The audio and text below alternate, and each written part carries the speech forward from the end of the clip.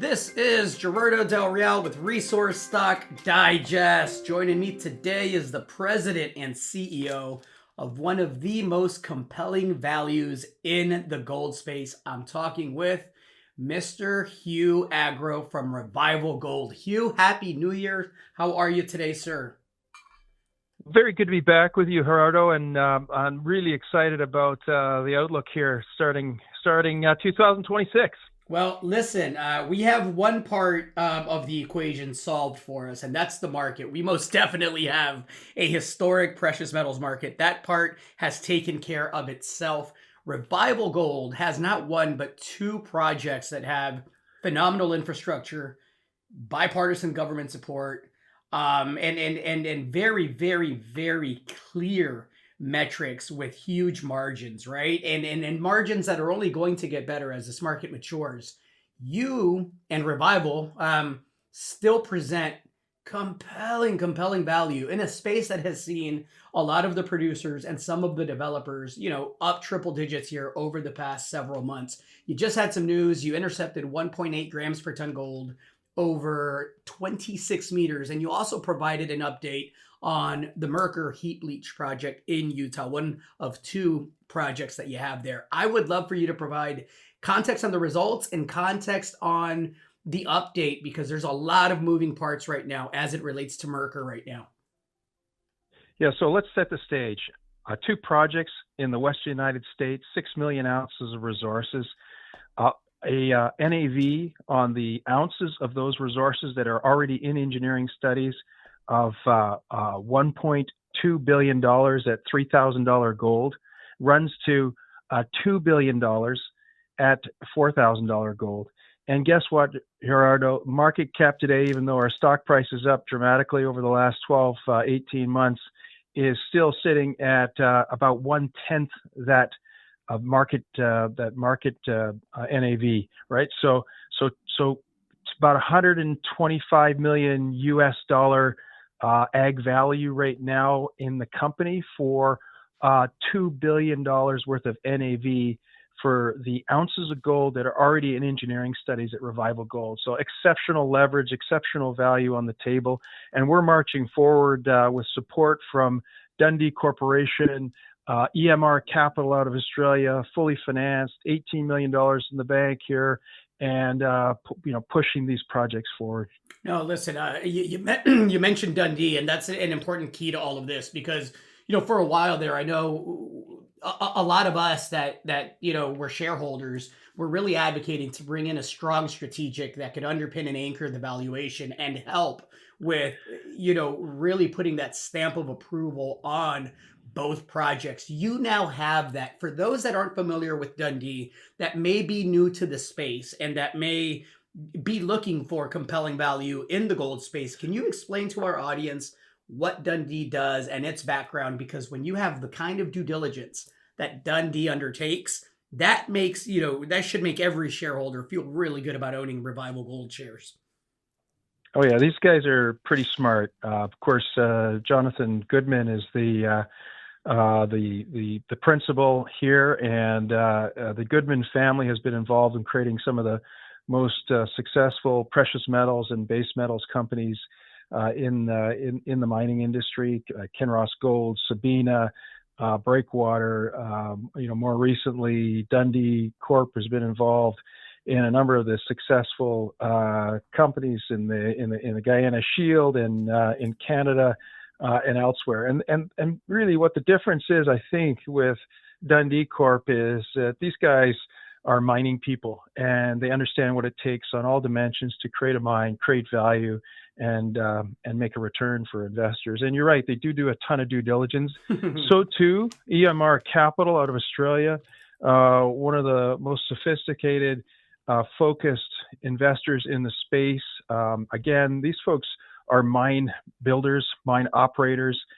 They have had a hugely successful track record globally. Most of the folks come out of Rio Tinto, the principals there, and they too are backing Revival Gold and solidly behind our business. Both firms did a ton of due diligence last year before coming into the company. Of course, we had the successful PEA published on our Mercur gold project, some $740 million of NAV for that project in Utah. We're now marching ahead. We've got, as you described on the outset, drilling about 115 drill holes as part of the program last year. We've still got results to come out of that program, but we're marching ahead with metallurgical work. Permitting is underway, and PFS for delivery by year end.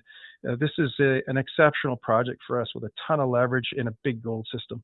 You mentioned mine builders. You just appointed Timothy Barnett as the company's general manager of Mercur. Can you speak to that appointment? Yep, great addition for our team. A local resident in Utah with international experience, building, operating, engineering, optimizing precious metals mines. We're really pleased to have Tim join the team alongside of John Meyer, our VP Engineering Development, who's got a heck of a track record, again, globally, and is leading the charge on our technical work. Our CFO, Lisa Ross, and of course, recently joining us here, our VP Corporate Development, Scott Treblecock, just out of the Mandalay success, building $1 billion company as part of some M&A work there that Scott was deeply involved with. So this is a well-rounded team, and Tim joining us is bringing more operational capability and local strength to lead the charge here as we take Mercur forward and move it through development, construction, and ultimately operation. Should be a phenomenal 2026. I have to touch on Beartrack-Arnett, which is a project that I really, really like. Can you give us an update there on what to expect? Yeah, so we've got a drill rig turning there through winter time here because we're really excited about that Joss target, high grade underground. This is already a 4.6 million ounce gold deposit. We're looking for more for extensions, and you'll remember that last year the Stibnite project got approved in Idaho. It's very similar kind of metallurgy to what we have in the underground sulfides at Beartrack. So we see some real synergy here around the state's infrastructure and the state's personnel and technical capabilities. So we really want to show that potential. The property position itself is huge.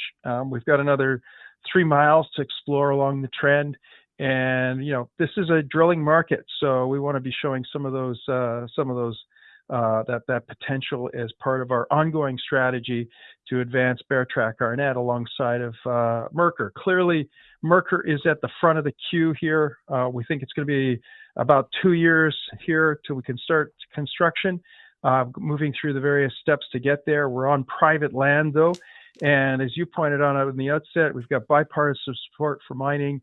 Utah is a great mining state, and we're moving quickly with that one on the front burner. And Beartrack-Arnett continue with exploration as we grow this multi-million ounce deposit. Lot to like, a lot of leverage. Hugh, I know you will be at the Vancouver Resource Investment Conference. I am looking forward to catching up. If any of y'all are out there, please stop by and say hello to Hugh and the team over at Revival. Thank you so much for your time, sir. You bet, Gerardo. We'll keep you posted. And look, at $4,400 gold, as investors think about where to find value in the space, I do think we're going to see, we're talking offline about this, I do think we're going to see a shift towards the developers, which offer incredible value. Not just Revival Gold, but there are others out there that that are out that are in a good position as well. And I think this is the year where investors shift to these opportunities, and we'll certainly benefit from that. Couldn't agree more. Hugh, thank you again. Okay. Cheers. Hey everybody, Gerardo Del Real here. If you're enjoying the content that you just saw, you can let us know in 3 simple steps. Hit the like button, hit the subscribe button, and please share across your network and on social media. Take care, everybody.